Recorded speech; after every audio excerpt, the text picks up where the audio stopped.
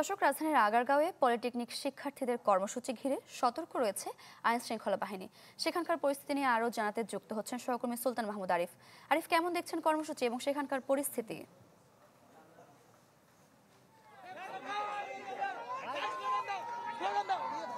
সারিকা, ইতিমধ্যে পলিটেকনিক্যাল যে শিক্ষার্থীরা রয়েছে তারা মিছিল নিয়ে এখানে একত্রিত হয়েছেন এবং যে কুমিল্লা যে হামলা, সেই হামলার প্রতিরোধ এবং তাদের যে 6 দফা দাবি, মূলত সেই 6 দফা দাবি বাস্তবায়নের লক্ষ্যেই মূলত এখানে শিক্ষার্থীরা একত্রিত হয়েছেন এবং তারা একটি মহাসমাবেশের ডাক দিয়েছেন।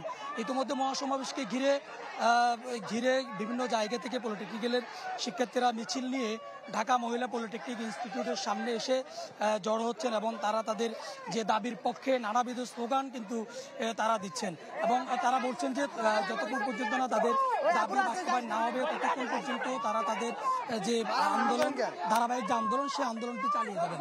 বিশ্বমানের থার্মিক্স রড, সালাম স্টিল থার্মিক্স, দেশের একমাত্র থার্মিক্স রড। এবং দেখতে পাচ্ছেন যে মহিলা পলিটেকনিক্যাল ইনস্টিটিউটের সামনে যে সমস্ত নারী শিক্ষার্থীরা রয়েছেন, সেই শিক্ষার্থীরাও একত্রিত হয়েছেন এবং তারা বলছেন যে তাদের যে 6 দফা দাবি, সেই 6 দফা দাবি অনতিবিলম্বে মেনে নিতে হবে এবং সেটি মেনে নেওয়ার জন্য তারা মূলত আজকের এই মহাসমাবেশটি ডাক দিয়েছেন।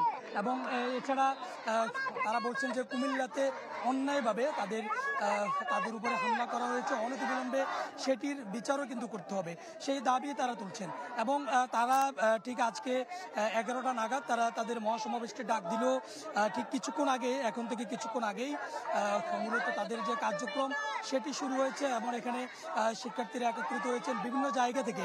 বিভিন্ন পলিটেকনিক্যালের যে শিক্ষার্থীরা রয়েছে রাজধানীতে, তারা সবাই মিছিল নিয়ে মূলত এখানে একত্রিত হবে এবং বলা যায় যে যেহেতু মিছিল নিয়ে বিভিন্ন পলিটেকনিক্যাল যে প্রতিষ্ঠানের শিক্ষার্থীরা রয়েছেন তারা একত্রিত হচ্ছেন, কিছুক্ষণের মধ্যেই তাদের যে মহাসমাবেশ সেটি শুরু হবে।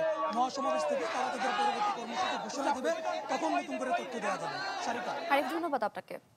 দর্শক, রাজধানীর আগারগাঁও থেকে যুক্ত হয়েছিলেন সহকর্মী সুলতান মাহমুদ আরিফ।